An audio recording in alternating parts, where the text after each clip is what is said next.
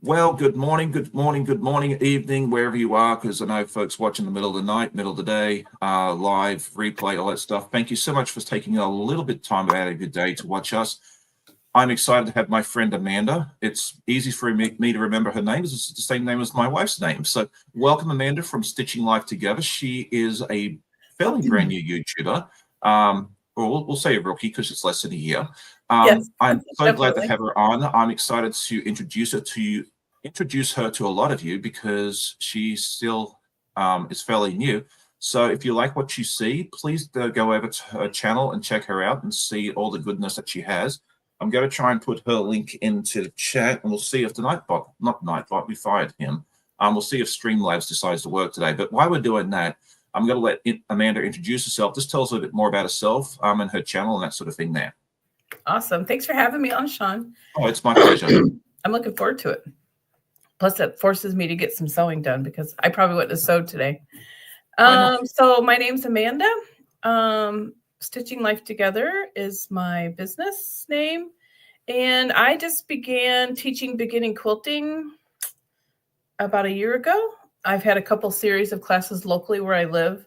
I've actually been a quilter for almost 20 years. So I've been quilting for some time. And I just decided I wanted to make it more than just a hobby because I love it so much. It's literally in my blood.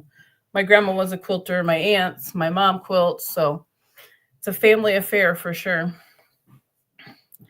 So That's awesome. I'm obsessed with fabric and I sit at work all day and think about my sewing room.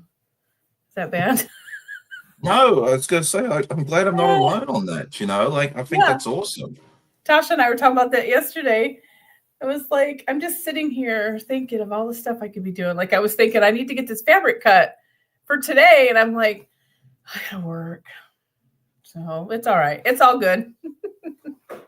All right. Well, thank you so much for joining us. It's a real pleasure having you. And then let's see. Apparently the bot is not working today, so we'll just do it old school. That's okay. I don't know why Okay. we Oh, have there so we much go. issues with the bot, but that's okay. Okay. Let's I didn't see even who's have here the with us comments real. on. Sorry. I said I didn't even have the comments going. I had the wrong chat open. That's all right. No Good worries. morning, everyone. Oh my Yeah, goodness. Melanie says it sounds like a lot of us, Amanda. Yeah, you are among friends here. People here will understand that. So, okay, good evening to you, Marty. Where are you watching from? Because I know we do have some folks watching from occasionally from Australia, New Zealand. Mm-hmm. If it's evening, I'm thinking, okay, well, it's 8 o'clock here in the morning here in the US. So if it's evening, you've got to be somewhere like in Asia, Australia, Oceania, that sort of thing there as well. Mm-hmm. So yeah, I'd love to hear where you are watching from. I know we have Zaza from the UK. We usually have folks watching from Canada, the US, Bermuda, I see this morning, which Diana. Let's see who else is here with us. Dragonflies with Donna is here. Melissa, Melanie, Joyty, good morning to you. I hope you're enjoying your front row seat there. Let's see. Polly, good morning. She said she's going to be here for a little bit, but then she has to run over to her grandson's high school graduation. It's that season. Our girls will be going to prom very soon, so that'll be fun for them. Let's see. I'm going to miss people. Zaza, we said. Laurie, good morning to you. Good morning, Dawn. Good morning to Mona. It's good to see you as well. Christina, good evening or good afternoon, because I think she's back in Sweden. Oh, good eye from Donna. She already picked out what fabric this is on my design wall. Oh yeah, we have some eagle eyes here. Yes, it is, Donna. It is from Corey Yoder. It is the Buttercup and Slate. That's awesome. Good morning, Miss Brenda. It's good to see you as well. Diana, if I missed someone, I apologize in advance. Candace, good morning. Now, Candace, let's see, Marty, we've talked about. Oh, yes. Yeah, Donna doesn't miss a thing. Oh, it's Jan John. Okay, Jan Johnson. Okay. All right. So, good morning, she's everyone. My friend she's my friend from Western Australia. So, we okay. are partying this morning, huh? And then we've got Dragonflies with Donna and then Handmade by Ying with Donna as well. And she's one of my mods, and she's going to help me out with some links for the while she's here. Okay. But we'll get it. We'll get it worked out. Okay. Good morning, Dawn from my quilt project. It's good to see you. Okay, so let's see. You are working on the Corey Yoda project, correct? Or is Well, that that's not what I'm doing today, but okay? that happens to be what's up on my design wall. The pattern is from the little green bean from Missy. I follow her over on Instagram. I don't know the name of it, but the fabric is from Corey Yoder. It's the I buttercup and just saw slate. her channel for the first time yesterday. She looks like a lot of fun. Little green bean? Yes. Yes, she is, and she is so sweet. I love it when she goes, and she lives in Minnesota, and it was really nice the other day. So she took all her stuff outside and sewed on the back deck, and I'm like, that's my kind of girl. Today, I'm actually going to work on a 3-yard quilt. I'm working on the Stellar one, and these That's are going to fun. be my fabrics. And I love the teals and stuff. And you told me Yes. the reason behind that Yes, earlier, and it just looks actually, amazing. I guess you call it a charity quilt. We had a local lady pass away from cervical cancer after like only 20 days, and so I'm doing an auction or a quilt for an auction for her family. I know her family really well, and she was quite a pillar in our community. So that's what I'm going to work on today. Excellent. And then I've been slack, and I have not done my clue 4 yet of the Flamingo Puzzle Mystery Quilt by Cotton Cuts, the Flyway. Mm-hmm. I can never remember the names of these puzzle mystery quilts. I'm just gonna have to start calling them Spring 2025 or something because I'm just terrible with it. I've been looking into that and debating on doing that. Well, I'm not quite sure how it all works. Okay, so how it all works. The next signups for the one that starts in July or August, I think it is. I think it starts like either in July or August. The signups for that start at the end of this month. I think it's the 31st, or I should know this stuff. It should be Friday the 30th. So you got 2 weeks to think about it. Okay. And basically what happens is you sign up, you can either prepay for the whole thing. There's 2 different sizes. There's a small that's like 48 by 60, which is what I normally do. And then there's a large, which is 72 by 72. Mm-hmm. And each month they will send you this clue, like you put together a block, like so.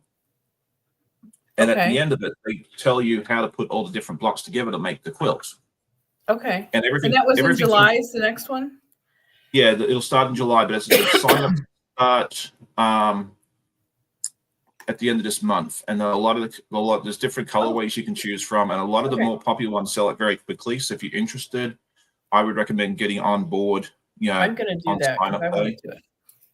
Yeah, I've never and everything done comes anything pre-cut. like that. Yeah, and I love that it's pre-cut because sometimes I come home from work, I'm mentally exhausted, and I want to sew, but I want to do something that's not. I don't have to sit there and cut a lot of fabric. I don't have to think about it really hard. So that's why I love it so much. So yes, yeah, good morning, definitely everyone. check it out. Mona. Hi, Danelle. Yes, yeah. I am the same way. My husband will be like, "You going to the sewing room tonight?" And I'm like, I can't.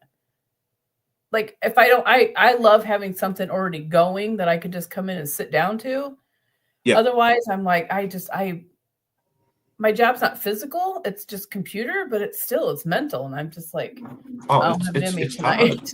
Yeah, I'm like, I don't have it in me, so sometimes yeah, for sure. All right, so yeah, okay, good excuse not to do chores. Good morning, everybody, from Deb Esther Putnam Quilter. Yeah, that's what I love about this. Yeah, I think each clue, if you do the small, it takes like 45 minutes to an hour. It doesn't take a long time. If you do the large, it might be a little longer. Yeah. But yeah, it's fun just to have it there, and that way, if you come home one day and you're like want something easy, it's there. And that's kind of what I love about it a lot. So yeah. Awesome. Thank you guys for all the subscribes. Yeah, let's see where we're at with her, because our goal, I think we started off live today at 61 subscribers for it, and I told her that I would love to get her close or over 100 by the end of the weekend if we can. So we're at 64 right now, so that's we're getting there slowly, which is good. And people come and watch the replay later on, so like that's always a good thing as well. And some of you guys are already subscribed to Amanda, which is fantastic because. All right, thank you. Good morning, Joyce. Morning, Zaza. Oops. Let's see, because you've already done some lives. I have done a few lives. Yes, my goal is to teach beginner quilters. So I'm kind of doing just my live this past Thursday was about beginner quilting tools.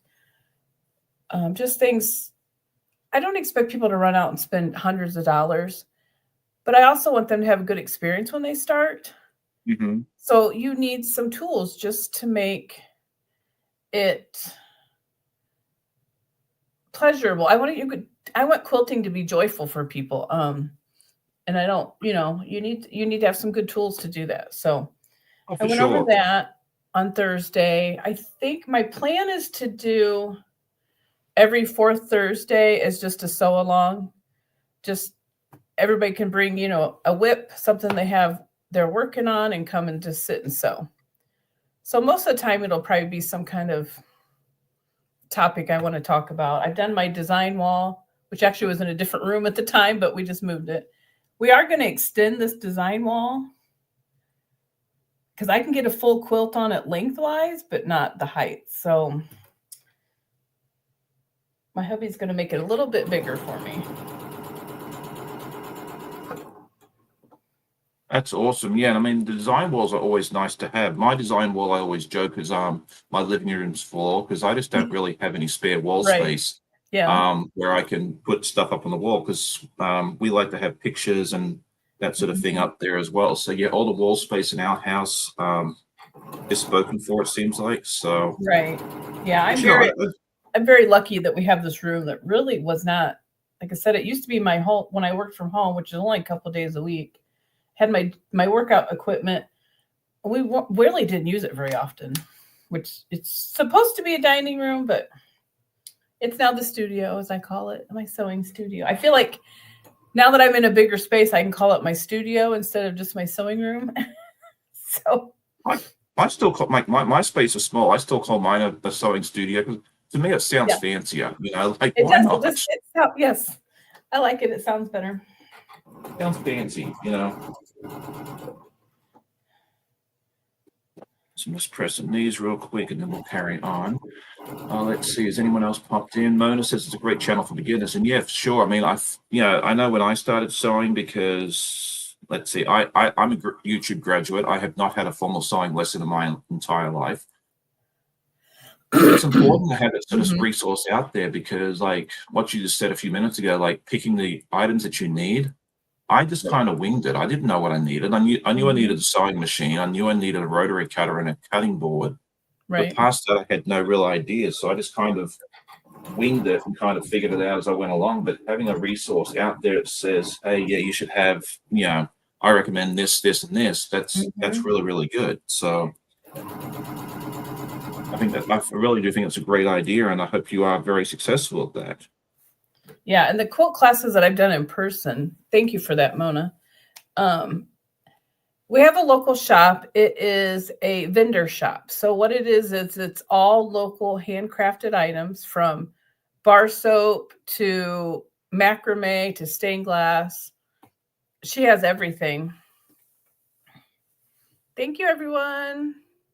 She has everything. So I put some items in there that I've sewn, and then she lets me use her backspace for teaching quilt classes. And it's a nice size room, but I keep my class to 2 to 3 people. Right. And that way, the last class I did, I had 2 people and they each they had a table for their machine and then they had another table just for their cutting and their laying out and they actually made we did a full quilt top, which I need to rework my class because it was a little too much cutting. So I'm either going to take it down to a wall hanging or a table runner. And I might actually leave that up to them. Yeah. What they want to do with it. I think I might just get the pattern written and then let them decide how they want to do it, finish it. You know what I mean? Yeah. Because it was just a little too much. Yeah, like I know my first quilt, and this is one of my smarter moments. Because I was learning on YouTube and I didn't have anybody around me that sewed, so I really couldn't go ask for help. I just went, I figured a 6.5 inch square patchwork would work well for me because I had a 6.5-inch ruler. So I just did that. And so that worked out beautifully for me. Yeah. Good afternoon, Miss Giovanna. It's good to see you. She's one of my friends from Italy. We have like a really, really international group here. We do. I see that. I love it. Well, that was one of the reasons I wanted to do an 8 o'clock morning live on a Saturday. Like when I first started out and people talked me into doing a live, because when I first started my channel, I had no intention of doing lives, but people talked me into it. And I'm so glad they did, because this is something I look forward to each and every week. Oh, yes. I was looking at times and dates, and, weeknights, you don't want me live. I'm like you. I'm mentally exhausted at the end of the day. I work in an office. I work with computers and stuff. Yes. But I'm mentally done at the end of the day. I'm a morning person. Oh, me too. And so I was like, okay, that's not going to work. So I looked at 8 o'clock Saturday morning, and I was like, okay, well, I can catch the folks in Europe in the afternoon. I can hopefully catch some of the people in Australia before they go to bed. Yeah. I was like, I can't. It'd be nice to go earlier, so it's evening time for them. But then it's like 6 o'clock in the morning here, and I was like, I'm not going to get anybody from the US. So it's kind of like that happy medium. So that's kind of how that fell into play. And everyone here likes to sleep in on a Saturday morning, so I can hop on, go live, hang out for a while, and then everyone just starts rolling out of bed. So yeah, it's nice. There we go. Oops. Oh, my cord's caught. And now we have this wonderful little community of people going live, because like I think when I started, there wasn't really anybody's live on a Saturday morning. And now there's there's me, sometimes Leanna or Debes and that sort of thing there as well, go live even before I do. And then Donnell hops on at 10, Russ is at 11. And you need to go check out Russ's live at 11. He's got something up his sleeve. I'm not going to talk. Yeah, it's gonna be very fun and interesting to watch. So you'll have to go check out his live later on, and see what he has planned. I know what it is, but I'm not still on the beats. So okay. But that'll be a lot of fun. Welcome to the Friends of Jack member program, Donnell. It's so good to have you. That's an optional program. It's a financial thing that if you want to support the channel financially, you can. It's definitely optional. But welcome to that, and thank you so much for that. Michelle the Quilter says, good morning, Sean and Amanda. I just subbed to Amanda. Hi, everyone in chat. And it's throwing me off a little bit, because usually people say Sean the Man, I'm thinking of my wife Amanda. So it's I'm like, I know, it's funny. She's still asleep. Thank you, Michelle. Yeah, no, we really do have the best group here. Like our community here, like I think you and I were talking about that earlier. It's just amazing. Absolutely fantastic. I know, and you hop on a live, and then the people, they're like, "Oh yes, I've seen your name," and they just act like they've known you forever, which I love. Yeah, I love it. And that was one of the unexpected blessings of doing this channel. Like I started it because I saw other people with channels and actually got stuff done, and I'm like, well, maybe I'll have accountability. But yeah, the group has just been amazing. So yes. This worked out great, because I need this quilt for this auction. They want it by June 16th. And I'm like, I probably should get that going, because I need to piece it, quilt it, bind it. Yeah. And I know it's amazing how much you can get done in the morning when there's no one around to distract you too. Yes. Well, last Saturday I have a lot of sewing days here. With my friend, my quilt bestie, Katie, as I call her. And I had you up here live on my TV last Saturday morning when she got here. That's fun. Had you on the big screen, Sean.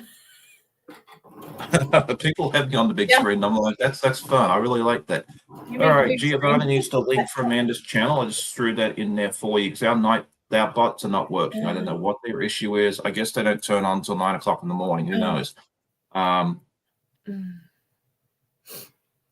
Anyway, we'll make it work anyway. So Donnell said that she'd love to have you over on her channel one time as a guest. So yes, Donnell, let's do it. Yeah, if you don't have her contact information, let me know. I'll get you in contact with her. But she'd be fun to hang out with for a bit too. I've had Donnell. I've been watching Donnell's replays. I haven't been able to catch as many people live as I would like, but I'm definitely going back and watching replays. Especially on the days I work from home, I can just set my phone up and play the replays while I'm working. Yeah, it's really great. I try and catch as many as I can too, but Saturdays are tough for me because usually it's like I go live, I turn it off, and then I'm off and out the door usually because we're so busy with the girls. We're always taking them somewhere. So I love watching your recap videos of what you guys are doing and stuff. It looks like so much fun.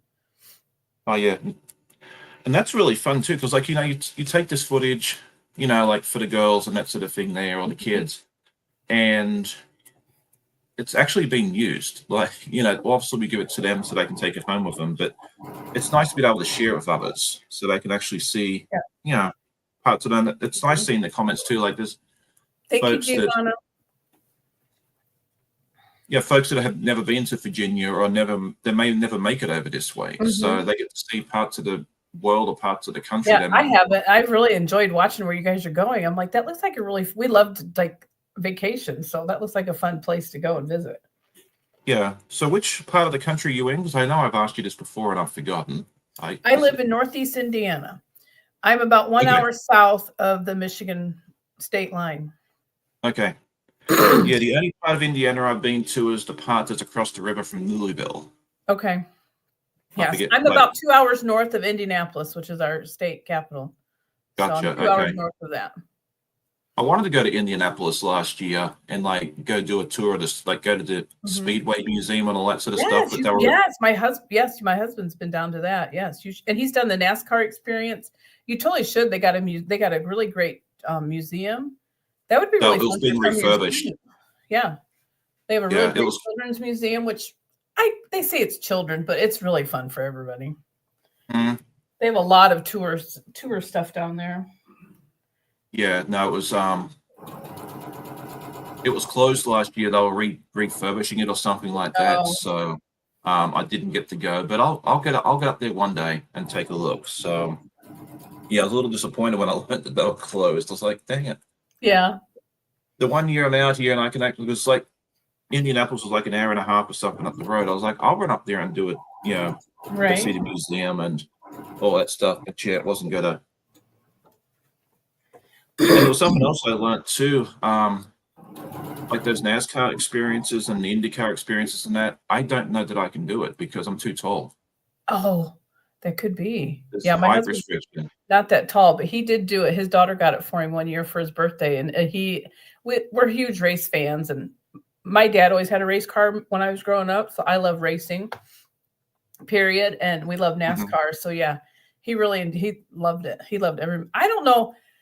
I'm very claustrophobic, and I don't like a lot of things. Like we wear helmets when we ride our motorcycles, but it's not a full face helmet. So I don't know. I don't think I can handle it because I wouldn't want my face all covered up and stuff. Yeah, I just I didn't realize it until I went to a motor show with Eva. She likes seeing the sports cars and that, and she found this Lamborghini at the motor show, and she said, "Can I go sit in it?" And I'm like, "You've got to go find the owner and ask him." Yeah. So we found the owner, and she asked him, and he's like, "Yeah, go ahead, go for it." We're talking to him for a bit, and I'm like, "Do you mind if I sit down?" And he's like, "You're not going to fit." Darn it! How tall are you? About 6'4", 6'5", depending on which role he is. And so he's like, "You can try if you want." And I tried to get in this thing, and I was like, I ain't fitting in this. So yeah. Because he said, I think he was like 5'10" or something like that. And he's like, yeah, I'm about as tall as you can be to get into one of these things. Like, and then he was like, there's these NBA stars and that have these Lamborghinis, but they actually make them like they make specialized stretch versions for these. Oh my God. 7-foot dude. Yeah. So, and then I was looking into like these, sports car experience, like where you can go drive a Ferrari and that sort of thing there. And they all say on there, like there's a maximum height restriction of like 6 foot or 6'1" or 6'2", and I'm like, okay, well, that's out. Like, well, so, I guess I'm not doing this. Yes, yeah. I'm glad I didn't have that dream of buying a Ferrari because it ain't happening. So. Plus, the only Ferrari I could afford is going to be like in a Hot Wheels box, so that's okay. Right. He's like, yeah, I might have just saved you $500,000. I'm like, yeah, you may have. Not that I would have spent the money on that anyway, because I wouldn't want to pay the insurance and the personal property tax on that. Oh, wow. But yeah, that's interesting what you learn. So, okay. In metric. Okay, so in metric, I am about 190 centimeters. So there's actually a lot of the newer roller coasters and rides and that sort of thing there as well that have height restrictions. There was one that I tried right while I got into it with my sister in Australia. It said the height, I was right on the limit, and like I had to like squeeze down to get into the thing. So yeah, it's nice being tall, but then yeah, there are limitations as well that you don't realize until you get into certain situations. But then you're not having to climb up trying to, get stuff off the top shelf at the supermarket either. So Right. Nope, that's why I have a stool everywhere. So I mean, I'm not super. I guess I'm pretty average. I think I'm 5'3". Oh, okay. That's fairly average, I believe, but Sure, what the average is here. It was interesting because like we had one exchange student a few years back from Ukraine, and she was 6 foot or about 1.8 meters tall. oh And it's wow. like she towered over everybody. But she said like in her town, like all the girls were that height. Like she was average. Well, isn't that I wonder what makes it like that. That's weird. I don't know. It was really strange, yeah, because Yeah. like most of the kids we've had have been, 5'6", 5'7", 5, that sort of height. Or about 1.65 to 1.7 meters tall for the metric folk. But yeah, she was taller, and then but she was real surprised, but she'd tell us like she'd go to school and be walking down the hallway between classes, and like she'd be like towering over everybody. There was a couple of basketball boys might have been taller than her, but other than that, yeah, she was definitely. We wanted to figure out which kid she was. It just this was for a really tall girl. Yeah, that's very true, Russ. He says, let's not talk tall. Flying is horrible for tall people, and Uber was for short, and the rental car seat was all the way up for some reason. Yeah, flying is horrible for me. If I fly back home to Australia, I have to purchase the I can't afford business class, but it's about $12,000 return. So I have to get the economy plus, and that's like an extra $1,000 for me to buy. But I'm not going to. I've done it before, but I'm getting way too old and cranky to sit in an economy class seat across the ocean.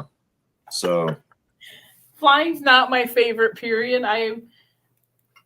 Okay, this is probably embarrassing to admit, but I'm too chicken to even leave the country, so I haven't been anywhere. But we did fly to Florida a couple weeks ago and back. The flights down were fine. The flight home, it was storming in Atlanta, and we were still taking off in the lightning and everything, and it was a very, very bumpy ride back to Fort Wayne.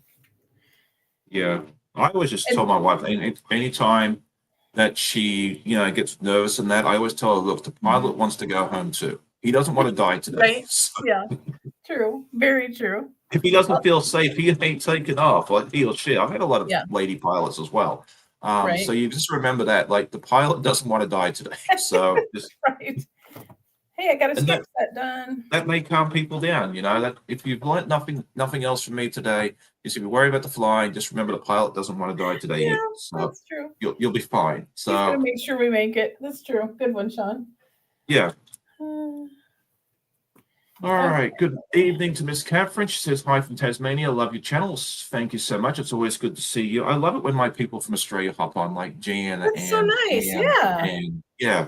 I know it's late for y'all because, for Jan, it's 8:30 p.m. For Catherine, it's 10:30 p.m. So it's very late. Yeah. Thanks for joining. And then in the wintertime, because we fall back and they spring ahead, we start at midnight East Coast time. Them. So we don't see too many Australians in the winter. Right. I'm learning so much. I love it. Yeah, Giovanna says she's 100. Her nephew is 190 centimeters, which is about 5'3", and her brother is 183 centimeters, which is right smack bang at 6 foot. Okay. Yeah, I'm pretty good at translating between metric and the US in That's my good. head because I had to learn I knew the centimeters and feet and inches and that sort of thing here before I moved here because I used to work in a retail store and a lot of my older clientele still worked in the imperial system. But yeah, the fluid ounces and grams. Actually, the grams, what is it?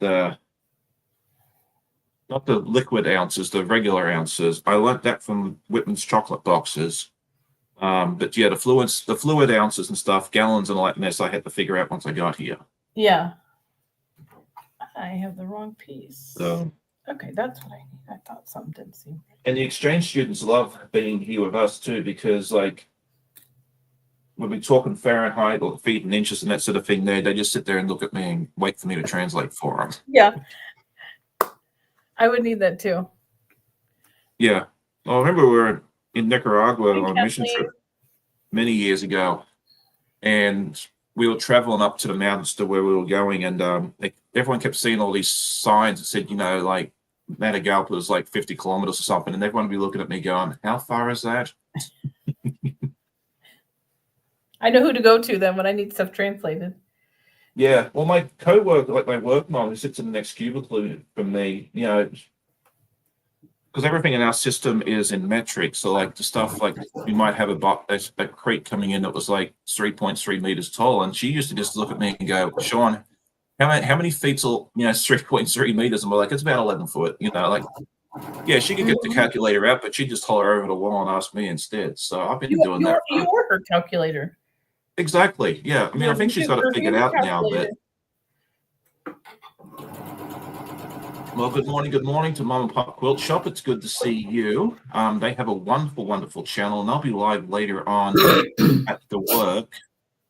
Okay, good question there, Andrea. She says, it reminds me of a question. I watched a channel that showed they measure fabric in meters. How does a meter of fabric compare in yards? So a meter of fabric is about 1 yard and 3 inches. So it's close. So if you say like it's a very generous 1 yard cut, you get about a meter. So it's very, very close. Yeah, it's like 39 inches, somewhere in that range there as well. Okay. Good morning, Miss Chloe. It's good to see you. Kathleen, it's good to see you as well. So yeah, it's a little more than a yard. Very, very good question. I'll have to adjust that.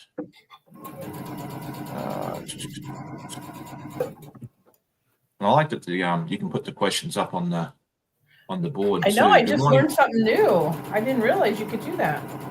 Yeah, that's one of the things with the StreamYard so that you can do is you just click on the comment and it pops it up on the screen.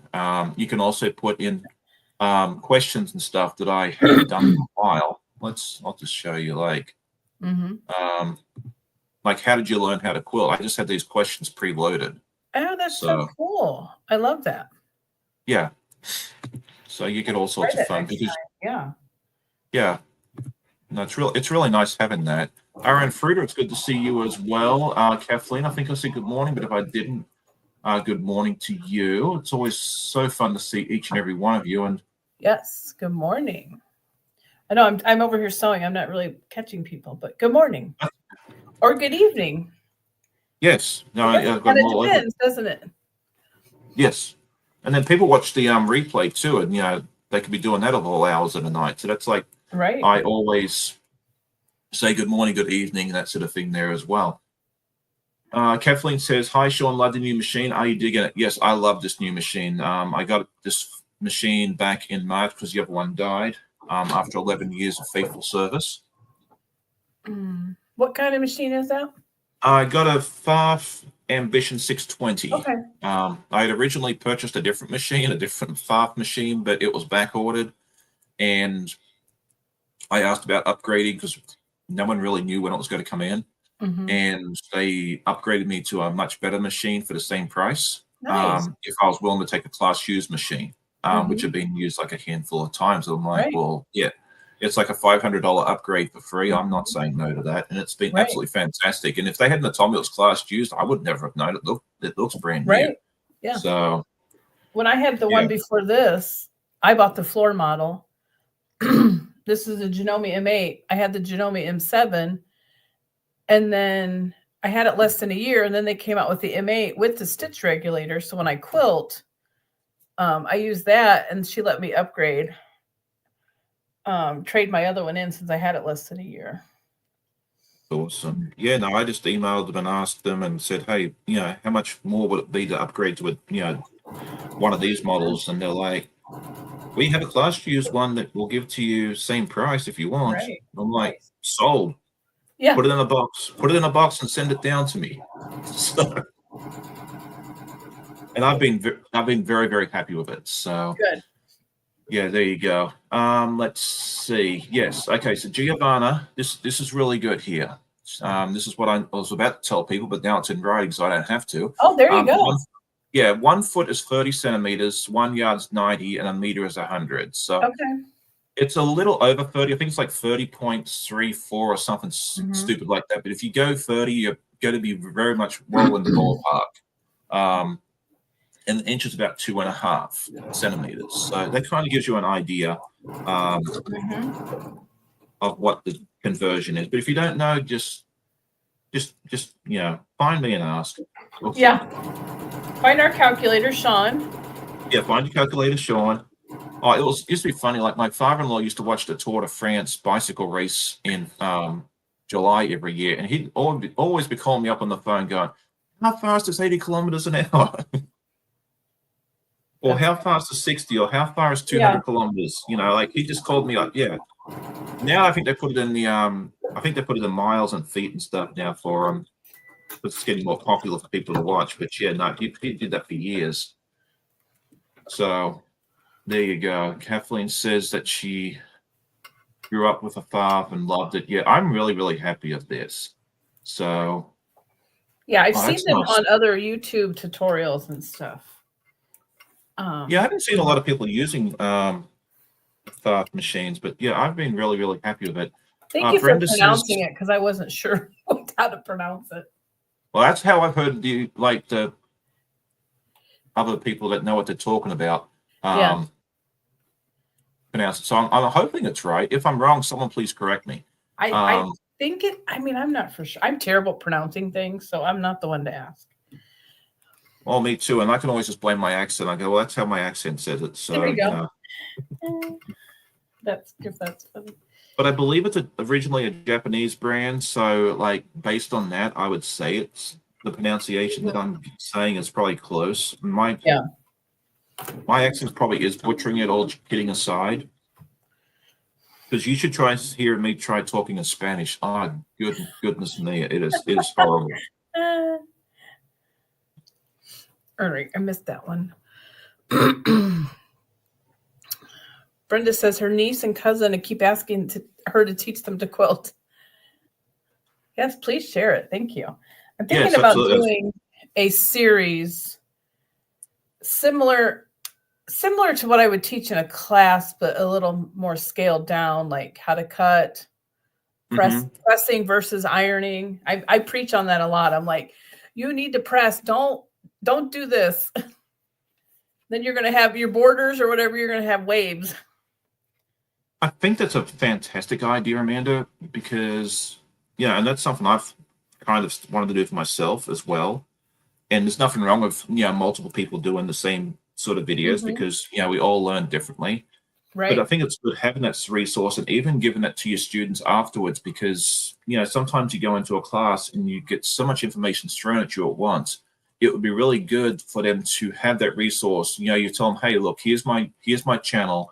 If you want to go back and watch what I've done again, right? I think that'd be a really good resource. So I am a huge proponent of that. I would encourage you strongly to do that. And then even if you give that to your students at the end of your lesson and say, hey, if you've forgotten something, like please contact me, of course. But if you want to, if you're trying to do this at 9 o'clock at night and you can't remember how to do something, please contact. Right.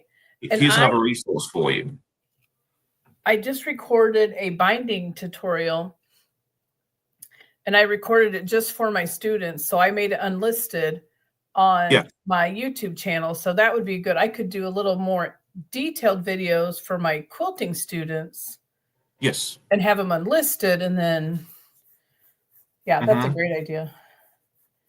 Yeah, for sure. I still, there's times I still like have to look up a binding tutorial on YouTube because I'm like, I had to do that so many times. Like, I had a really good video I used to reference all the time, and I had to go back and I probably watched that video, no kidding, a dozen times over the years. Now I can kind of do it in my sleep because I've done it enough times. But it's good having those resources out there for sure. It is, because I'm like, okay, I can't remember. My husband, when he would see binding come out, he'd be like, I'm leaving the room. That's how bad it used to be. It's getting better. Oh, I used to, for me, the binding was like, it used to absolutely terrify me, and I never got it right. And then I found this one video, and it taught me how to do it a particular way, and it just clicked. Right. And ever since, like, and I think that's, if anyone has struggles with binding, my advice to you is just keep trying. One day you got to find a method, or you just got to figure it out. It's got to click, and then you'll love binding, because that's when you get to the very end of your project and you're almost, you can see the light at the end of the tunnel. Yes, so true. Just keep at it, and go from there. So Very true.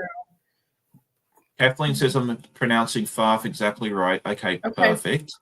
And then so if you ever see a thing in meters, and you want to know how many yards it is, just get the same number of yards as the same meters. You'll get a little extra. Would be my advice. That's a good tip. Yeah, because it's like 1 yard 3 inches. Like if they tell you 2 meters and you get 2 yards, you got to have about 6 inches extra. So it's close enough that you're not going to be short if you go from that way. Now, if you go the other way, if you see yards and well, you know what I'm trying to say. So, okay, so Andrea says, thank you, everyone. It's a Bagilla quilt using batiks. I'm going to need 2 meters or 6 different batiks. If I buy 2 1/4 yards, I'll have enough, if I'm understanding correctly. You could probably, it depends how much overage you want. If you're looking to get close, you could probably just get 2 yards and you'll have 6 inches over. So you'll actually almost have 2 1/4 that way if you do 2 yards of each. Oh, hang on. I'm going backwards. Yeah, 2 1/4 yards of each. You'll be golden there, Andrea. Yes, you're right. I'm going the other way. Okay. So yes, you're 100% correct there. I'll get it right there in a minute. Coffee, why aren't you working? What's wrong with you? Yeah, so there you go. All right. As far as pressing, okay, I like this, what Joyce says here. She says, where'd it go? Come here. She said, press now or pay later. Yeah, that's what it was. I was going to put it up on the screen, but it's disappeared. Yeah. So, this one's not big enough. All right. Yeah, Andrea, Chloe says, Andrea, I'm excited to see you go to work with batiks. Yeah, I love working with batiks. One of the nice things about batiks is, yes, there is apparently a right and a wrong side, but you don't really have to worry about that. I just pull them out and. What am I doing here? I do like batiks. Not sure what you're doing. Me either. That's a problem. Listen, it doesn't matter if you know what I'm doing, but. All right, this one's gonna work. I'm gonna have to cut this stuff later, Mike. There you go. Yeah, Giovanna says, if in meters add, if in yards stay put. That's very good advice. I like that. That's So if you've learned nothing else today from us, you have learned how to convert fabric measurements from yards to meters and backwards. That might be a good video for me to put out one day. Like, I could do that as a short. I'm always looking for stuff to do as short. That's a really good idea, Sean. Yeah. I know. Chloe, see, that's what I love about. Chloe said she'd be interested in seeing my binding tutorial. I will be re-editing it.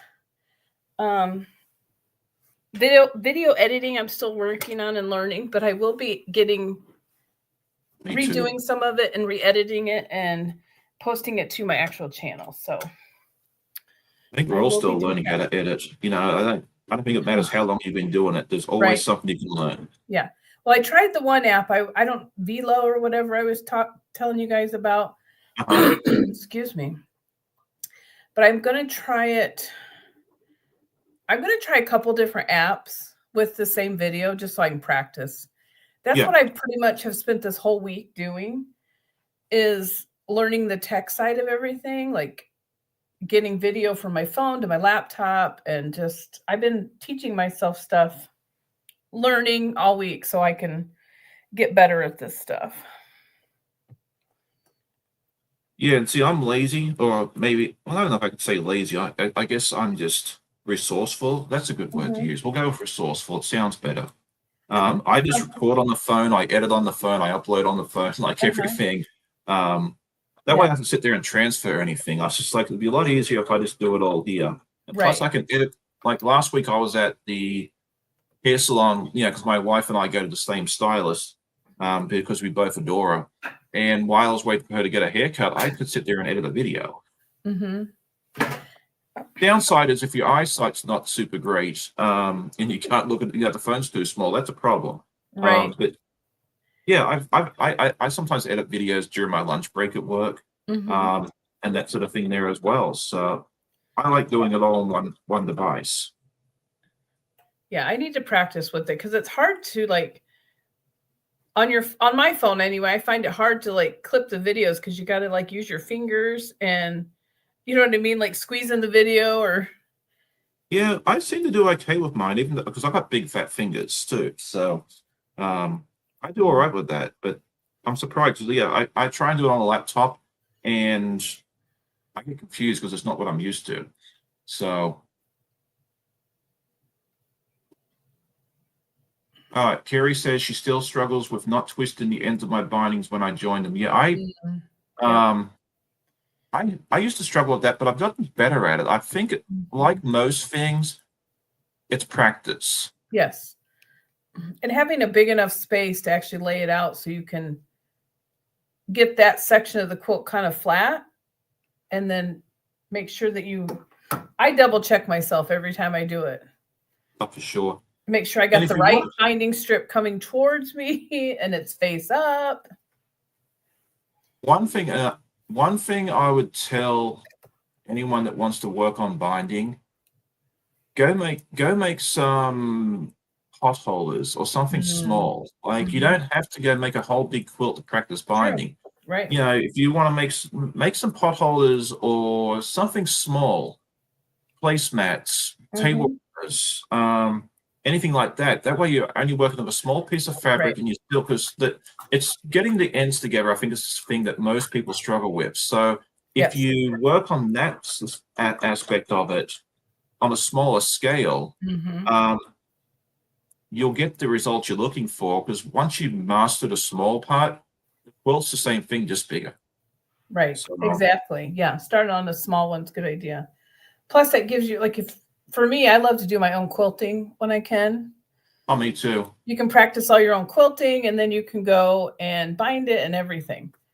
I like to make, when I need to practice more because I can do anything on that. I can do free motion on this, but I just don't trust myself enough to do like, I just do a meander and I do lines. That's about the extent.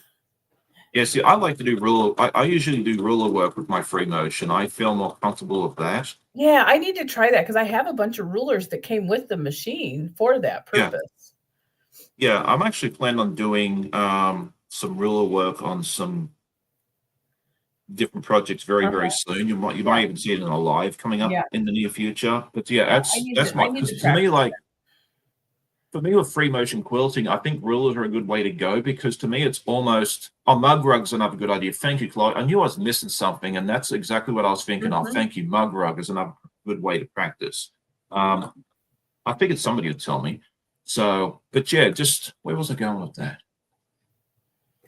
Oh, jeez, what's wrong with me? Many things. Good morning, John. It's good to see you. It'll come back to me eventually. Can we just rewind a little bit so I know what I was talking about? I can't do that. You all can, but I can't. I don't think there's a rewind button on lives. No, unfortunately. Oh, if you're watching watching a live, you can actually go backwards. But because I'm actually posting this thing, they don't go to work too well. So I don't know. It'll come back to me eventually. This is coming along quite nicely. I was worried I was going to run out of time. Like I was going to, the ruler work. Thank you. Yes, that's what it was. Thank you, Zaza. Yeah, so, but yeah, to me, like the ruler for me is kind of like training wheels, because you kind of have a guide of where you need to go when you It's use the true. ruler. Mm-hmm. Um, am I going to quilt live? Yes, I think I will. That's kind of what the plan is, and that's where I was going before I forgot what I was talking about. Like, I've made a bunch of these gnomes with like this one here that I think I showed everybody last week.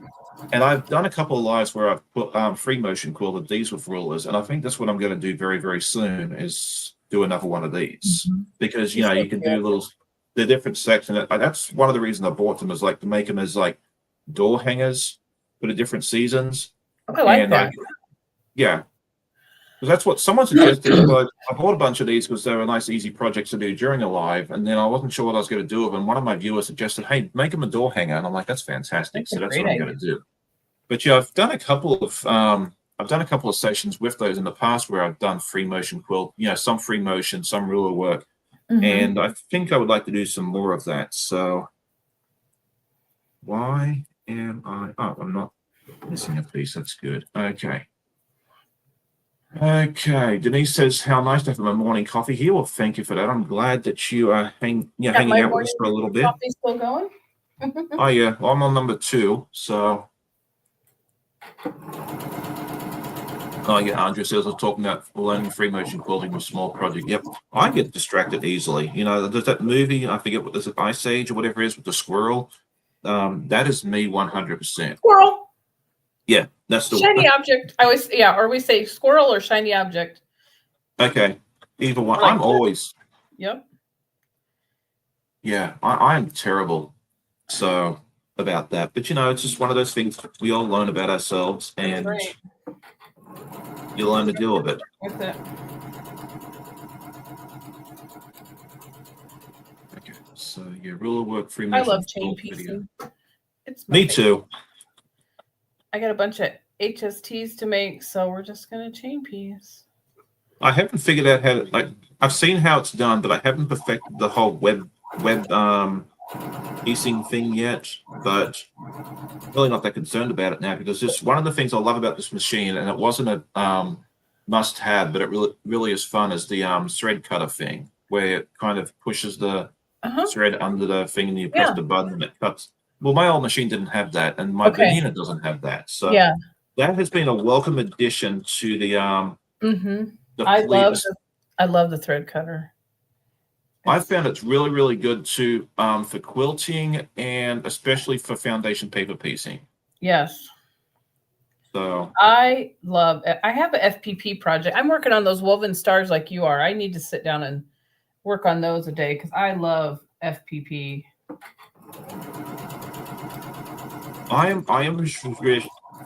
a traditional quilter, it's definitely my go-to, but I am really starting to enjoy the foundation paper piecing, and I really, really like those woven stars. Those have been a lot more fun than I ever expected. That was something that Katie over at Greenland Quilter talked me into.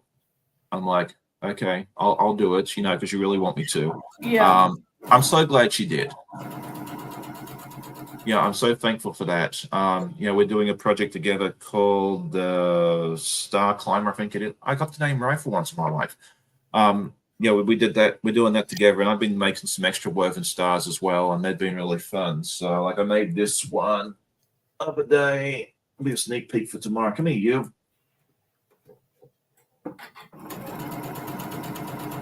This is all with like Allison glass fabrics, except for the background, and that I just thought this one turned out really, really nice. Oh, so pretty. Yeah. Yes. Yeah, that's the same. Yes, I'm doing you're doing yours with the actual quilt pattern. I'm just doing the woven stars. Yeah. It's here somewhere. Okay, excellent. Yeah, so no, it's fun. That's been a lot of fun there as well. Give me a chance to try. Okay, so yeah, John's learning binding by doing the placemats, I think it was. Yes, after doing placemats. So there you go. I'm not very far. I only have 2 made.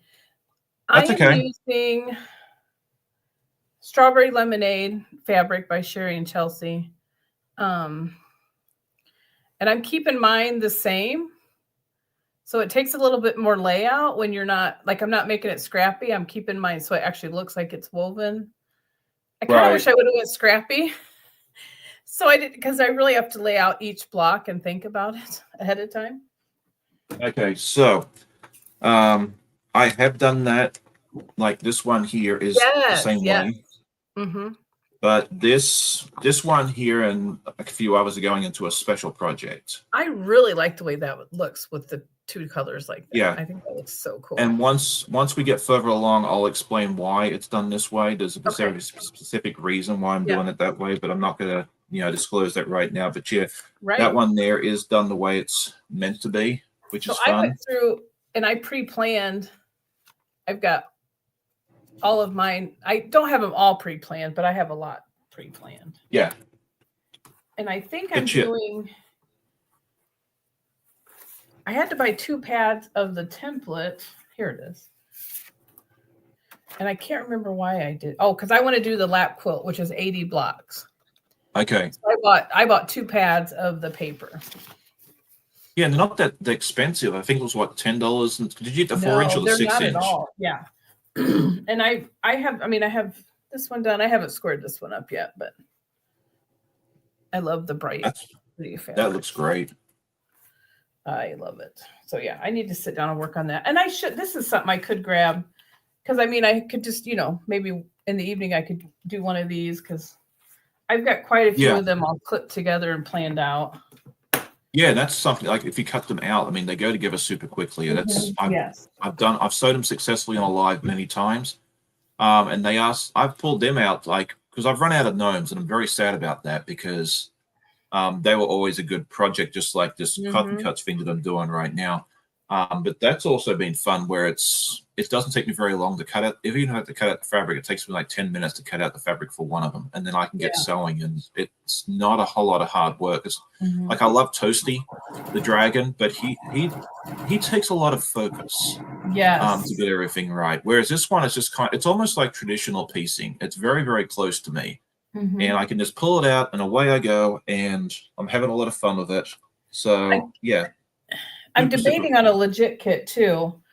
I have so many projects right now. This quilt's for a donation, but I've told my husband, I'm like, I'm not allowed to make any more quilts until I get my 10 that I have to quilted. I've got 2 done. I started a couple weeks ago. I got 2 quilted. I actually had 2 quilts that I wanted custom quilted.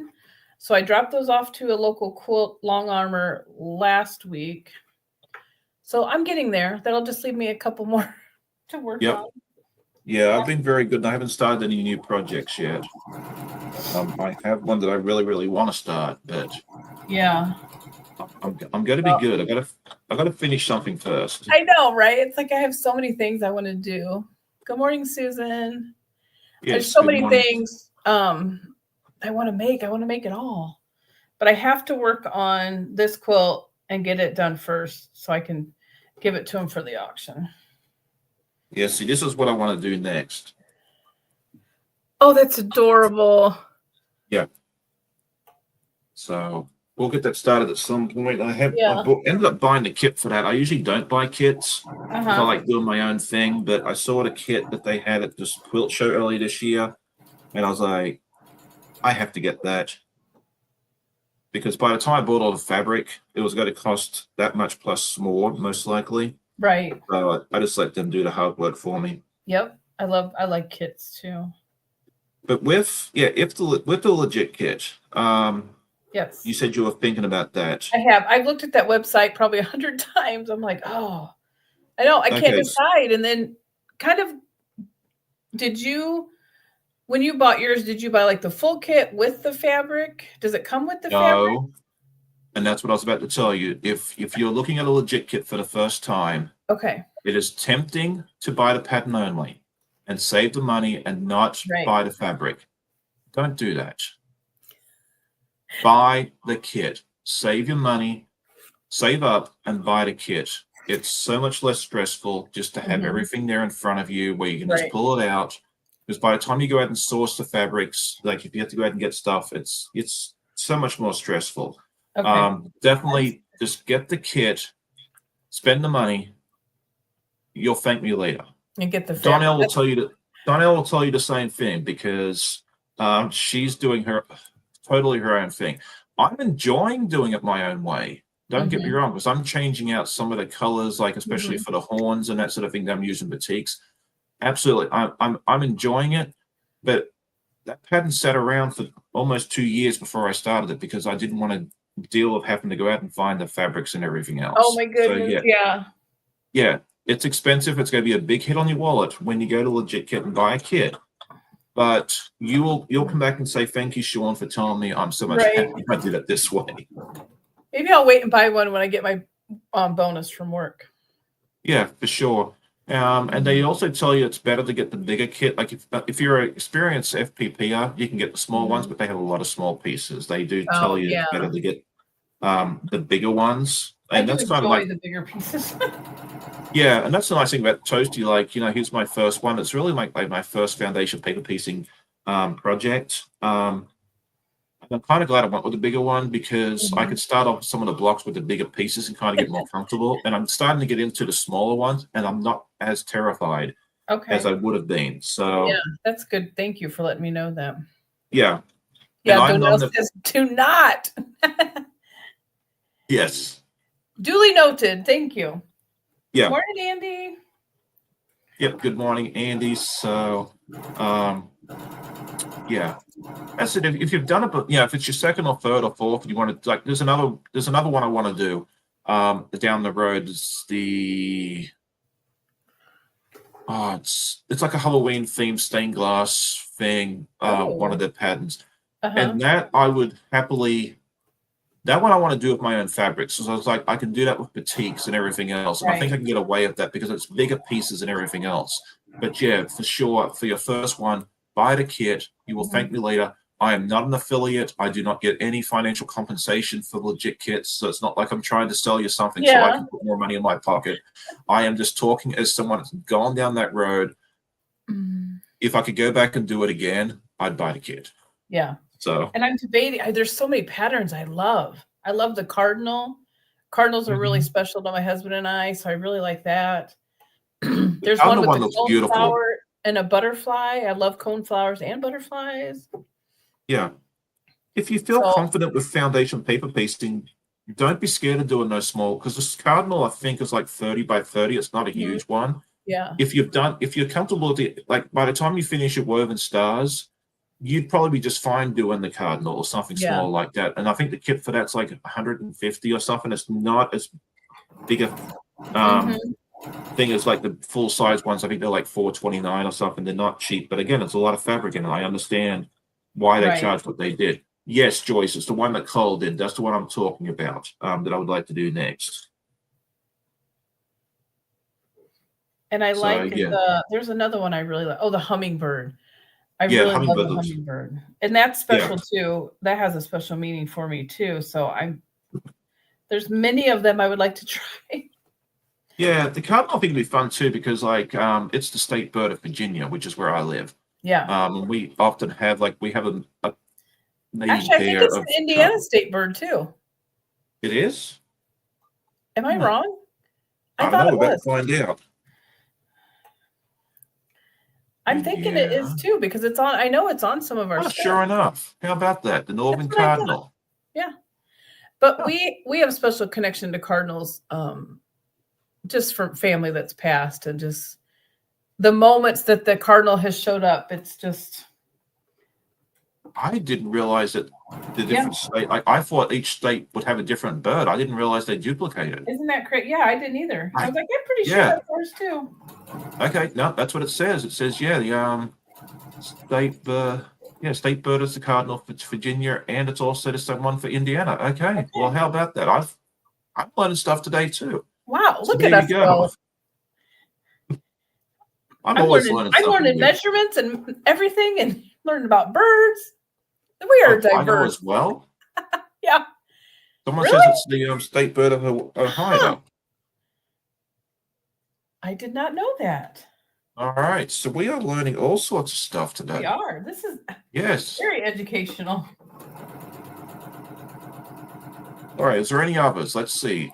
Cardinal state bird. Let's see.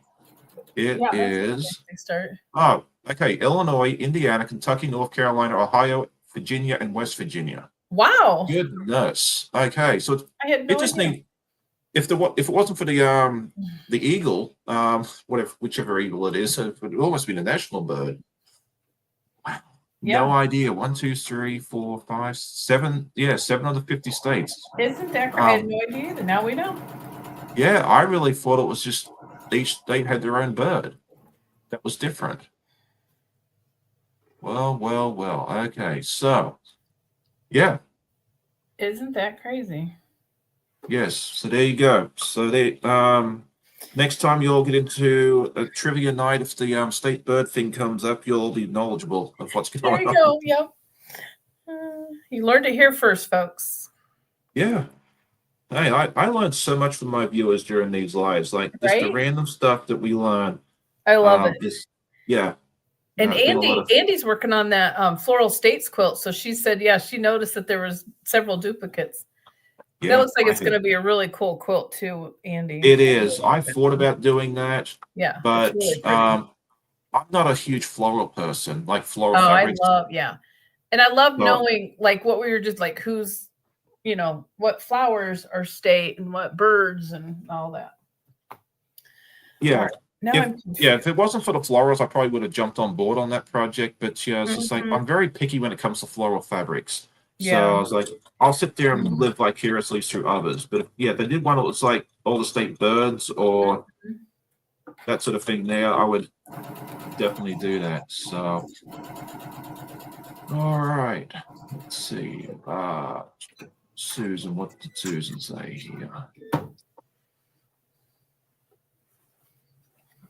Yes, Donnell says about the legit kit doing it herself. She says, "Don't get me wrong, I'm definitely loving it. However, it's so much more stress than I anticipate." Yeah, and I feel exactly the same way with that. I don't regret doing it the way I did it, but yeah, save yourself the hassle.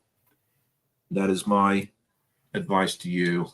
Because yeah, as I said, that Halloween one, I definitely plan on doing my own way because I think that with batiks, because it's like it's supposed to look like a stained glass window. I think with batiks, it's going to look absolutely stunning. Before I forget, I'm going to order. I need to order some of your labels that you got. Oh, for sure. Yeah, we should go ahead and put that link up. Yeah, I was just going to say, pop that in there because I need to get some. Because this quilt, I really had to. I like to label each cut so I know.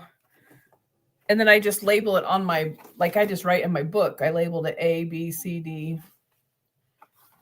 Let me throw that in the chat real quick. Keep track of myself here. Well, that's why I developed the labels because, I ran into that issue as well. And what she is talking about is I have made these little labels. I have numbers, which come in handy for this project and also for FPP. And I actually discovered this morning, like I developed them for FPP mainly, but for these puzzle mystery quilts, it's step 1 through 12 or whatever it is. It comes in handy for that too. And then there's letter ones, which are floating around here somewhere. Is that a letter one? Yeah. And I have capital letters, lower letters, double letters, because some of the projects that I do with like Art East and Elizabeth Hartman use double letters like AA, BB, CC, and so forth as well. So it's a digital file that you can get. You can download it, print it onto any paper that you want, the different colors, so if you can use them for different projects, as well as the numbers. And it's, I think I actually have some cardstock. That would be good to print it on. It works. Yeah, it works well on paper. Like you can print it out on regular paper, but if you want it a little more durable, cardstock works fantastic. And it prints well, at least on my printer. And I just have a cheap HP inkjet printer. It's nothing fancy. The cardstock goes through there quite well, and it prints on there quite beautifully. You can laminate them if you want, but that's Well, that's a good idea. I do have a laminator. The kit. Jeannie says, "Where to buy the kit?" I got that from Cotton. Hang on, what's the name of the place? Hang on. They gave me a ruler. Cotton Candy Fabrics. They had a They had a stall at the quilt show earlier this year. I don't know if they still have it. I could have left those. Cotton candy. I almost put cotton cards because I'm used. It's a little fabric store in Connecticut. Let's see. I'll see if I can get the pattern, the kit for you. The kit, including the pattern, was like $90. I don't know if they still have it, but I'll put the link to the store in the description, and I would recommend just contacting them and seeing if they still have the kit. And if not, I have seen other retailers online selling similar kits, so you can always go on and type that in and see what other retailers have it as well. But yeah, they had the quilt all put together. It had that beautiful, like, it was like almost like an aqua blue background, which I thought was really, really nice. And I just looked at that and I was like, by the time I buy all the stuff, it was going to be more money than, right. I don't have a lot of different browns and stuff. So I was just like, you know what, I'm just going to buy the kit and let them do all the hard work for it. I had to find a quilt shop over in Florida just because. So I bought a kit from down there, and that's where I got this 3-yard quilt book, which I buy them here too, but I just wanted to support that local shop in St. Augustine where we were visiting. And that lady was so nice. I was in there for quite a while because she would just we're chatting away. Yeah, and that's always interesting stuff. Like, you know, like me when I go to the store, like I'm a typical guy. I run in, I grab what I need and run out. You know, you see those memes, you know, like a man goes to Target and you see this line goes in and straight back out, and the ladies, it's like this squiggle. Exactly. That's so funny because my husband is a hoot. So we're in there, and like another lady came in, she was bringing in machines. So, and then another lady came in to pick up quilts that she had custom quilted, and so the lady wanted to show me them all, and they were gorgeous. And then my husband comes up to the window and he's like this, and the ladies were all cracking up, and they're like, we take it that's your husband. I said, yeah, that's him. So it was pretty funny. And he doesn't mind at all, but he just likes to pick at me and be like, well, I just came in to make sure you weren't buying a machine. I'm like, no, I didn't buy a machine. I don't think I want to take that on the plane. Yeah, apparently Mona has a cool number system. I have to go check that out as well. But yeah, the quilt shop's the only place I go where I can go missing for an hour or two. Like, I'll wander around, I'll peruse, I'll look at all the fabric. I'll end up talking to somebody. The last time I went to the little store down the street from me, I walked in there to get backing fabric, and the lady cutting the fabric realized that I was the one quilting, and it wasn't because I didn't have my wife with me, but I guess she first of all thought I was getting it for my wife. Right. And when she realized it was me, because I had the quilt top that I was trying to match. And then once she realized it was me doing it, she pulled me into the classroom in the back and showed everybody in this learning how to quilt class. Well, she asked me if I was okay. I'm like, hey, I hope so. She's not like, you have to come in here. No. She asked me first. She's like, would you be comfortable showing people? I'm like, well, I'm thinking to myself, well, heck yeah, I'm in front of, God and everybody on a Saturday morning and Sunday. Like, I don't advertise I have a channel or anything when I go out. I'm just some crazy dude that sews. But yeah, she's just like, do you mind showing people what you do and stuff? Like, sure. Here's what you need. You need to get a T-shirt. Have you seen these T-shirts where people put a QR code on the back? You need to do that, and then you put your YouTube channel on the back of your shirt, and people can scan it, and then they can go to your channel. That might be an idea for QuiltCon next year. There you go. Yeah, I know. So QuiltCon anybody can go to, right? You don't have to be like a business. Because I really am thinking it's in North Carolina next year. Yeah, Raleigh, North Carolina. Okay, I'm really debating. I really want to go. I think that I was thinking this week that we all need to have a quilt meetup somewhere. We did that last year. We normally organize that as content creators. Last year in Raleigh, we met, and I think we'll do something very similar again next year. Yes. We kind of met up. I need to look into that and start saving because I really, really want to go. Yeah. Not only do I want to go and look at everything, but I want to meet all you people in person. Well, that's the reason I go, because I've discovered that I am not a modern quilter. Modern quilts are not my jam. there are some beautiful modern quilts that I really, really like. There was one down there last year that was like a hamburger. Absolutely loved it. There was one there that was like this t-shirt quilt that they kind of just cut up different pieces and put together. Absolutely loved it. I featured that on one of my videos, and the guy that actually made it actually came and commented and thought it was really neat that I talked about his quilt. So yeah, there are modern quilts that I really, really enjoy, but they're not my go-to. I'm more a traditional quilter. Same. So yeah, but I love looking at them though. I do. It's great looking at them. Get your creativity. I like to look at other things to get gets me inspired and gets my creativity flowing again. If I So, but it's nice going there and but meeting everybody down there. It's like one huge quilting community. Like I met a bunch of my viewers down there. I got to meet up with some of the content creator friends that I've had on my lives here many times, like Beth from Goody Goods, who's out in Kansas. Sewing with Wayne, he's all the way out in San Francisco. I would not get to meet these folks otherwise without spending a lot of time and money, which I don't have, traveling all over the country. So it's we all come together. We'll definitely do a meetup. What we did last year, and I think we'll do again next year, is I think we all met up at like 3 p.m. up on the 3rd floor, and we advertised it on our channels, and we invite the viewers to come hang out with us as well. So if you come to QuiltCon next year, I'll be down there I plan to be down there on Saturday. What when is it again? I know I've seen it, but off top of my head. It's like the last weekend in February, I think it is. Okay.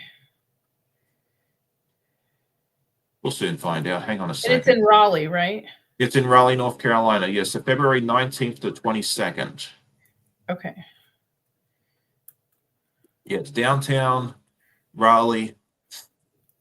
It's fairly easy to get to. I mean, there's a million parking garages within walking distance. So yes, I'm going to look into that for sure.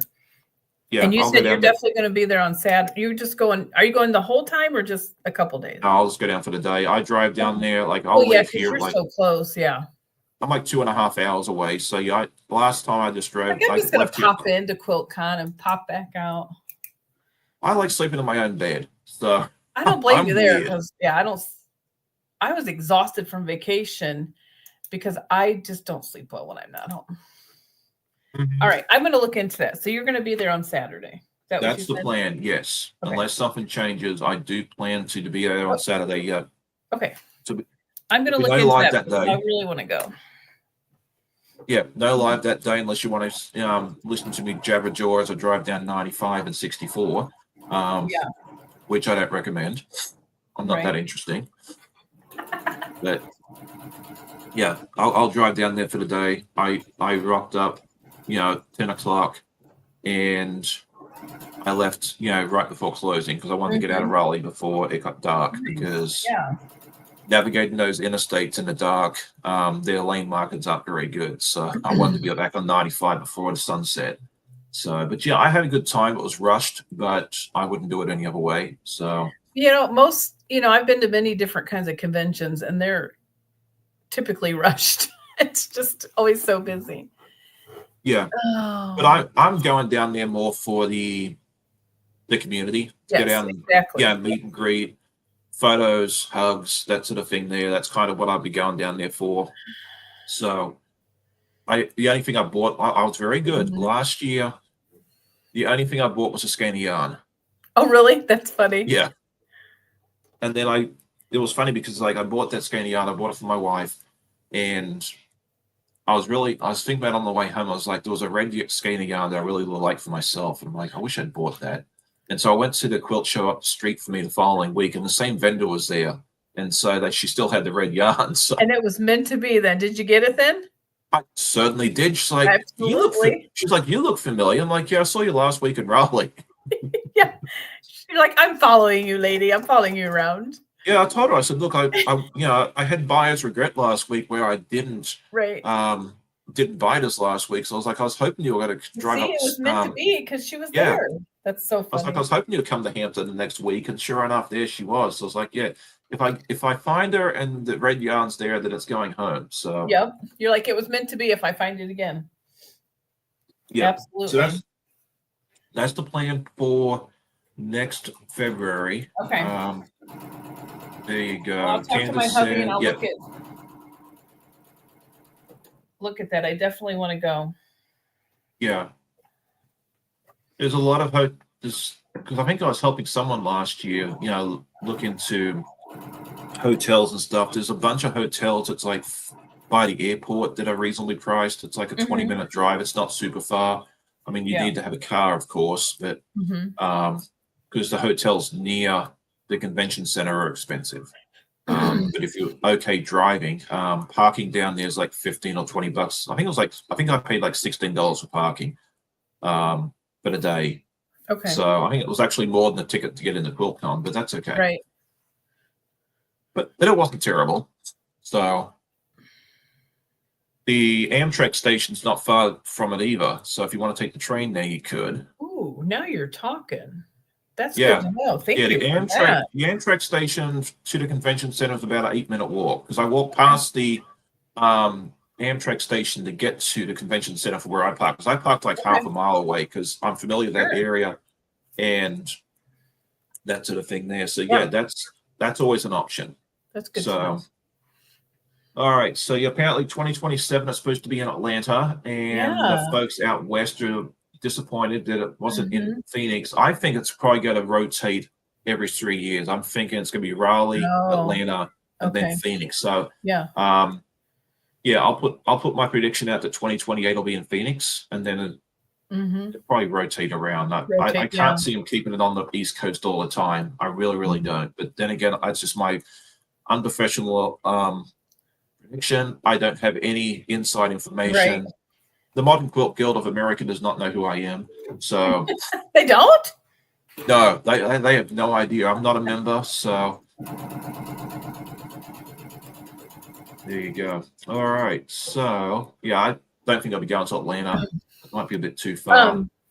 I don't have a calendar. I'm trying to count the Thursdays. What is next Thursday? What? That would be the 22nd. So that'll be the fourth Thursday, won't it? Correct. Okay, yes. So next Thursday, I'll be on live at 8 p.m. Eastern for just a sew along. Oh, nice. People can bring whatever whip they have to work on, and we'll just sew and chat. That's awesome. Okay, so let's see where you're at subscriber-wise. I just put your link in the chat again. We're up to 72, so we're getting there. That's really cool. Oh, we're getting there. So,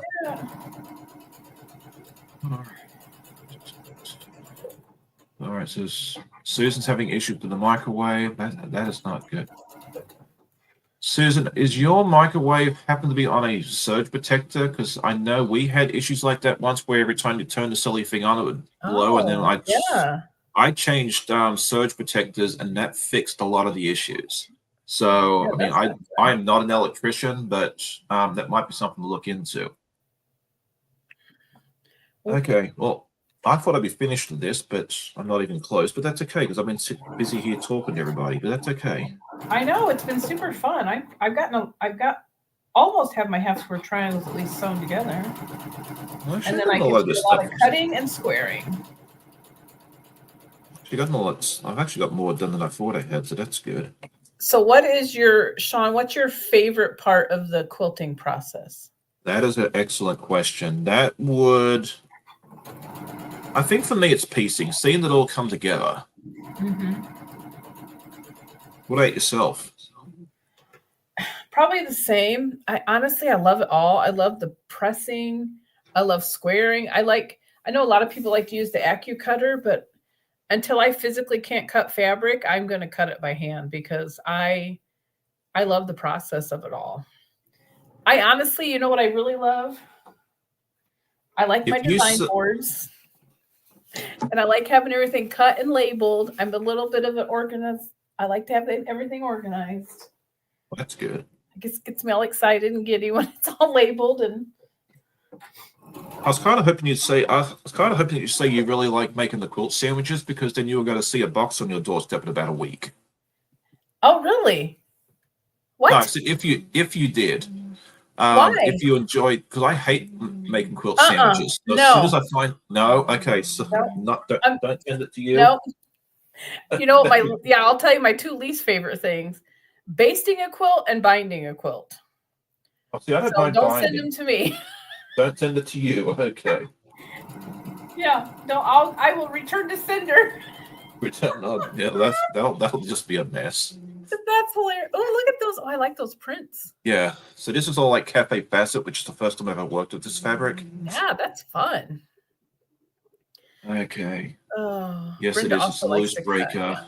yeah. Okay, so it's a maintenance issue. Okay. Well, I just thought I'd mention it just in case. Said I'm not an electrician, unfortunately, and if you're on the West Coast, yeah, you don't want me messing with your electricity anyway. But yeah, it's a little far for me to go try and fix it for you. So, Right. Brenda says she also loves to cut. Yeah, I'm not a fan of basting or assembling quilt sandwiches. It's gotten easier since I bought myself a 6-foot table. I got a fold-up table that I based on that now, and that's made it a lot easier. But I still don't enjoy it.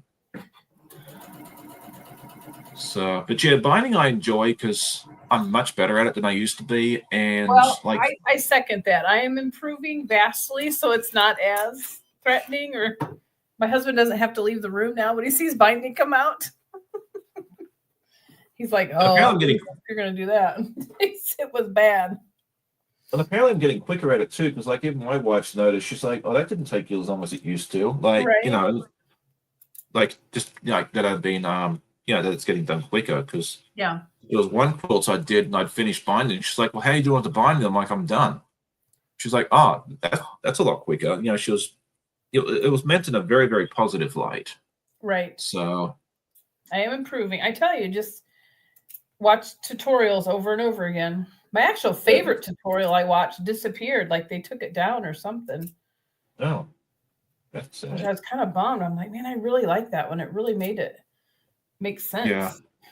I need Actually, to do that one was on cutting bias binding, and it just disappeared. I don't typically do bias binding. Do you? I usually just do straight cut unless I'm doing pot holders and I need the curve. I just cut strips. I hate wasting fabric, so I just cut. I do 2.5-inch strips if it's just a regular quilt. If it's a show quilt, I do 2.25. Okay. Because I want it to be a little more precise. That I'm cutting, I was cutting everything, and it got to the binding, and it was making the binding 1.25 inches. And I'm like, I've never done binding that small, so I didn't cut the binding according to the pattern. I'm gonna do it my own way. I always typically do a 2.5 inch binding. Yeah, I do 2.5 for like ones I'm going to keep myself or give to a friend or someone like that because it gives me a little more wiggle room to play with when I sew the back down. Because I don't hand quilt the back. I'm a machine quilter. I don't either. I sew it all in the machine. But yeah, if it's a show, if it's going into the state fair or a show, I'll do 2.25 because it looks neater. Okay. The judges like it, and yeah. Okay. I don't know if I ever want to have a quilt judged. I don't know if I want that pressure. There's pros and cons for it. Yeah. And I've talked about it before, and you do get some good fit. Well, it depends what show you put it in. Right. You do tend to get a nice report card back at the back, which kind of tells you what your weaknesses, areas for improvement. And it can be hard to see that. I know the first time I saw one, I had to put it away and come back to it 3 weeks later. Right. But I've learned a lot from that. I'm glad I had that experience. Like the first time I put a quilt in, it came back, the notes said my piecing, like it didn't line up. I knew that. Like I knew blind Freddie going down the street could have told us that. So I was like, hey, well, that's the only thing they could pick on me for. That's okay. Oh, shoot. Same thing with this quilt behind me up here. The center of it was about 1/8 of an inch off.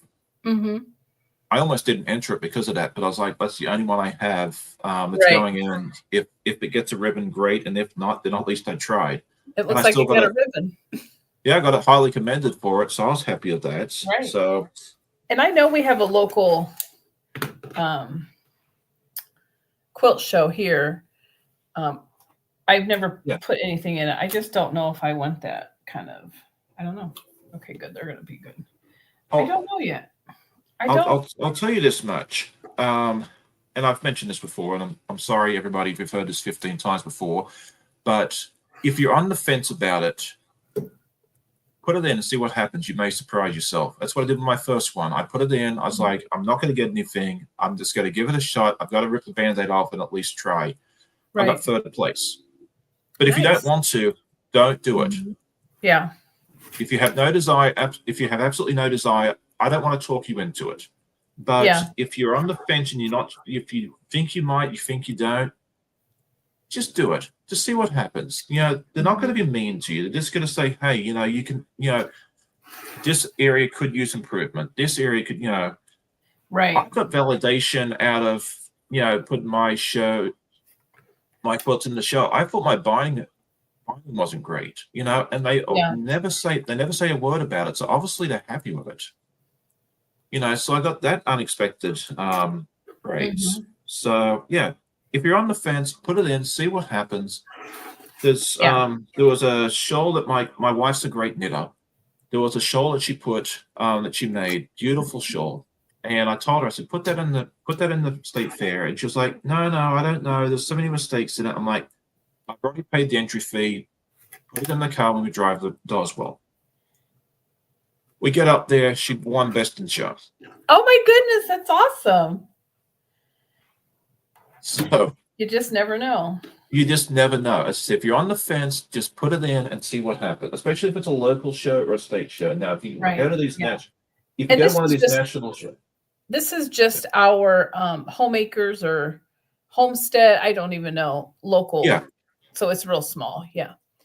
Yeah. Now, if you put it into one of these national shows, that's gonna be a whole different kettle of fish. Yeah, you know, I ain't going that big. If I go, it's gonna stay right here in the county. I mean, I have this Wizard of Oz quilt that I made, and I want to quilt it one day once I figure out what I want to do with it. And I want to enter that into like one of the bigger shows, like the one that's up the road from me. Like, and it's open to people all over the country. Yeah. I know there is not a hope in Hades that I'm going to get a ribbon. The only reason I want to put it in there is so I can hang up and display, and people can go by and go, hey, that's pretty cool. You know? Yeah. So, you know, if you want to do it for that reason, that's also something else. Right. So that's kind of a long-term goal for me. But yeah, as for me competing and being competitive in that sort of environment, no, I have no interest in that. I think I'm happy doing the state fair.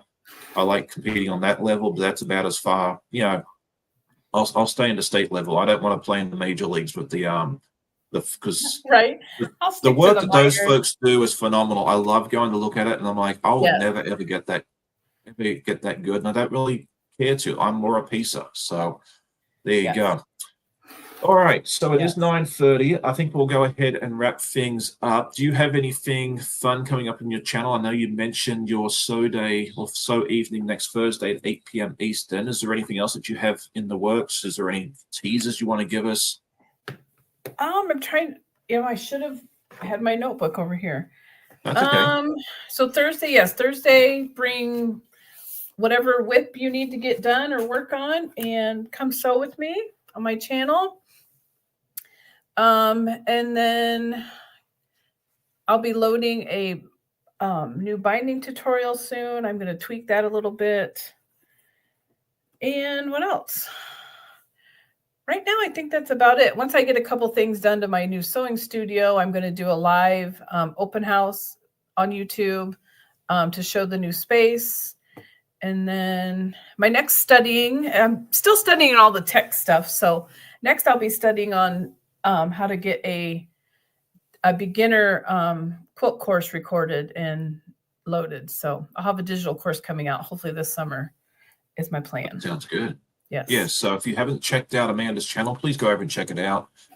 Hit the like buttons on the videos that you find interesting. And if you enjoy what you see, you know what to do. You know, hit that subscribe button, hit the notification bells, and all that good stuff there as well. I just put her link in the chat. If you're watching the replay, her link is in the description as well. So for me, I'll be back tomorrow morning with my podcast. And then tomorrow evening, I'll go over and hang out with my mate, Tammy, as we put together the next block of the Fab Farm by Elizabeth Hartman. It's going to be a lot of fun. So if you're a West Coaster and you want to see me live, go check that out tomorrow evening at 10 p.m. Eastern. 7 p.m. Pacific, 8 Mountain, or 9 Eastern. So yeah, there you go. All right. So Susan says she. I know it's past my bedtime, but I work from home on Monday, so I can stay. Oh, there you go. There you go. Yeah, yeah. Yeah. Well, we talked about when we wanted to go live together, and she has a live at 8 p.m. Mountain. She's out in Wyoming. Oh, okay. And I'm like, let's just do the late night. It gives my West Coast viewers a chance to see me live, and it just works out. We've been doing that once a month. It's been a lot of fun. So, and then Monday's a holiday in Canada for me too, which is where most of my customers are. So if I'm half asleep Monday morning, it won't be too bad. So there you go. That's funny. Susan says her shows aren't judged. Andy says her guild also offers a display-only option, and and that's the show up the road that we have.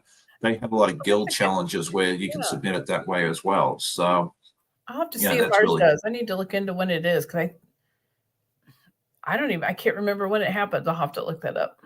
Yeah, that'll give you something to do today. So if you're on the fence, do it. That's my advice. All right, with that, we'll go ahead and say goodbye.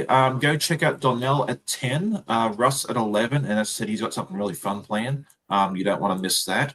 And then Laura Lynn with Mum and Pop Quilt Shop will be live at 1, I believe, unless they're doing a special 12-hour. I can't remember if she is or not. Katie over at Greenland Quilts will be live at 4, and she has 3 special guests, so that'll be a lot of fun for her. And then Stephanie from Stephanie Stitches at 5, and there's a bunch more. So go check them all out. Tell them I sent you. I hope you'll have a great day. Happy sewing, and we'll see you all next time. Have a good day. Everyone. Thank you. Have a good day. Thanks.